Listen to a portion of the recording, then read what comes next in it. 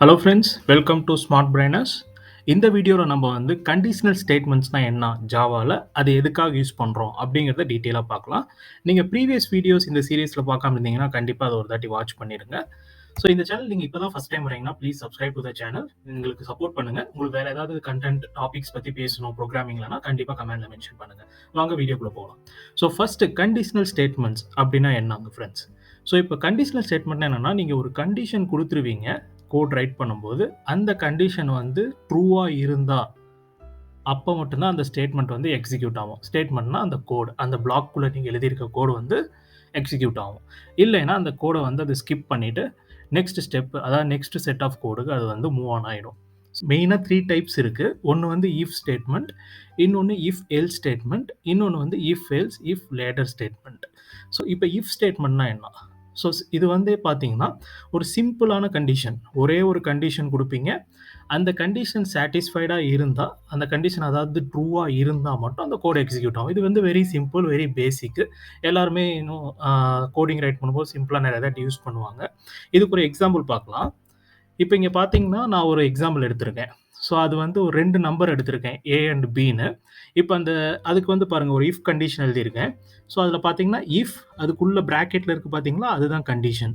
So A plus B வந்து 5 ஓட கிரேட்டரா இருந்தா, எனக்கு வந்து இது பிரிண்ட் ஆகணும் அப்படின்னு குடுத்துருக்கேன்.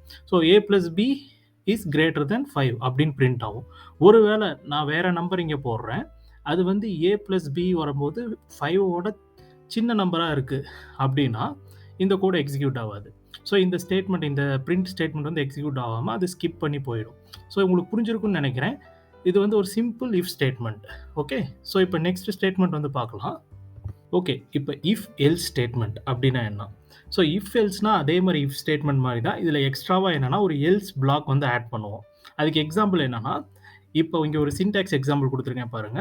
இப்ப ஃபர்ஸ்ட் ஒரு கண்டிஷன் குடுக்குறீங்க. இஃப் இந்த கண்டிஷன் சாட்டிஸ்ஃபைடா இருந்தா, இந்த ஸ்டேட்மெண்ட் வந்து எக்ஸிக்யூட் ஆகும். ஒருவேளை இந்த கண்டிஷன் சாட்டிஸ்ஃபை ஆகல, இது வந்து ஃபால்ஸா இருக்குன்னா, இந்த கோட ஸ்கிப் பண்ணிட்டு, அது கீழ இருக்க எல்ஸ் ஸ்டேட்மெண்ட்ட எக்ஸிக்யூட் பண்ணும்.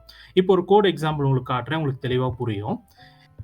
இங்க பார்த்தீங்கன்னா, ஒரு கோட் எக்ஸாம்பிள் எடுத்திருக்கேன். இத பார்க்கும்போது உங்களுக்கு இன்னும் தெளிவா புரியும். ஸோ முன்னாடி எடுத்திருந்த மாரியே 2 நம்பர் எடுத்திருக்கேன். ஏ அண்ட் பி அப்படின்ட்டு. ஸோ அது 2யும் ஆட் பண்றோம். ஸோ இப்ப ஆட் பண்ணும்போது அது 5 ஓட கிரேட்டரா இருந்தா, இது வந்து இந்த பிளாக்ல இருக்க இந்த பிரிண்ட் கோட வந்து அது எக்ஸிக்யூட் பண்ணும். ஏ பிளஸ் பி கிரேட்டர் தென் 5 அப்படின்னு வந்து அது வந்து பிரிண்ட் பண்ணும். ஒருவேளை நம்ம குடுக்குற நம்பர் வந்து 5 ஓட ஸ்மாலா இருக்கு அப்படின்னா ஆட் பண்ணும்போது, அது இந்த இஃப் கண்டிஷன்ல இருக்க பிளாக்ல இருக்க கோட ஸ்கிப் பண்ணிட்டு, கீழ எல்ஸ் பிளாக்ல இருக்க கோட வந்து அது பிரிண்ட் பண்ணிரும். அதாவது A plus B is smaller than 5. So இது உங்களுக்கு இப்ப புரிஞ்சிருக்கும்னு நெனைக்கிறேன். உங்களுக்கு டவுட் இருந்தா கமெண்ட்ல மென்ஷன் பண்ணுங்க. இப்ப நம்மளோட நெக்ஸ்ட் ஸ்டேட்மெண்ட்க்கு போலாம். அதாவது இது என்னன்னா, இஃப் எல்ஸ் லேட்டர் ஸ்டேட்மெண்ட். இப்ப இத சிம்பிளா சொல்லணும்னா, நீங்க இதுக்கு முன்னாடி இஃப் ஸ்டேட்மெண்ட் பார்த்தீங்க, இஃப் எல்ஸ் ஸ்டேட்மெண்ட் பார்த்தீங்க. அதுலலாம் வந்துட்டு சிங்கிள் கண்டிஷன் தான் போட முடியும்.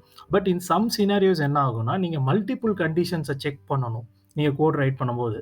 ஸோ அந்த மாரி டைம்ல என்ன பண்ணலாம்னா, இஃப் எல்ஸ் இஃப் அந்த லேட்டஸ்ட் மாடல வந்து நம்ம யூஸ் பண்ணிக்கலாம். ஸோ இதுல எப்படி இருக்கும்னா, ஒரு இஃப் இருக்குன்னா, ஒரு இஃப் கண்டிஷன் இருக்கும். அதுக்கப்புறம் பார்த்தீங்கன்னா, மல்டிபிள் எல்ஸ் இஃப் ஸ்டேட்மெண்ட் இருக்கும். ஸோ இங்க கோட் சின்டாக்ஸ் பார்த்தீங்கன்னா, உங்களுக்கு வந்து புரியும். ஸோ ஃபர்ஸ்ட்டு பார்த்தீங்கன்னா, கண்டிஷன் 1 ஒரு இஃப் கண்டிஷன் இருக்கு. ஸோ அதுக்கப்புறம் என்ன பண்ணியிருக்கேன், எல்ஸ் இஃப் போட்டு 2வது கண்டிஷன் போட்டிருக்கோம். ஸோ அதுக்கப்புறம் இது மாரி நீங்க எத்தனை எல்ஸ் இஃப் போட்டு வந்தாலும் கண்டிஷன் போடலாம்.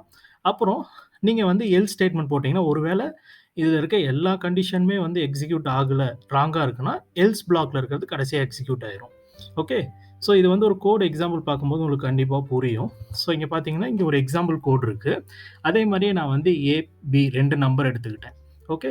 ஸோ ஃபர்ஸ்ட் கண்டிஷன் என்ன போடுறேன், ஏ பிளஸ் பி கிரேட்டர் தென் 5ஆ இருக்குன்னா, இந்த கீழ இருக்க ஏ பிளஸ் பி கிரேட்டர் தென் 5 அப்படிங்கிற கோட வந்து நானு ஸ்டேட்மெண்ட்ட வந்து நான் பிரிண்ட் பண்ண சொல்லியிருக்கேன்.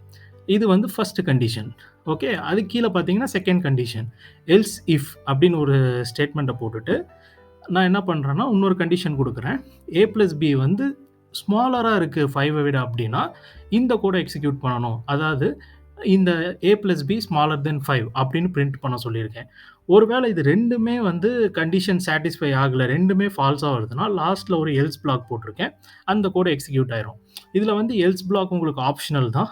நீங்க வேணும்னா ஆட் பண்ணிக்கலாம். Based on your requirement. Okay. So இதுதான் வந்துட்டு இஃப் கண்டிஷன வந்து எப்படி யூஸ் பண்றது? இஃப், எல்ஸ் இஃப் இதெல்லாம் எப்படி யூஸ் பண்றதுன்னு உங்களுக்கு புரிஞ்சிருக்கும்னு நெனைக்கிறேன்.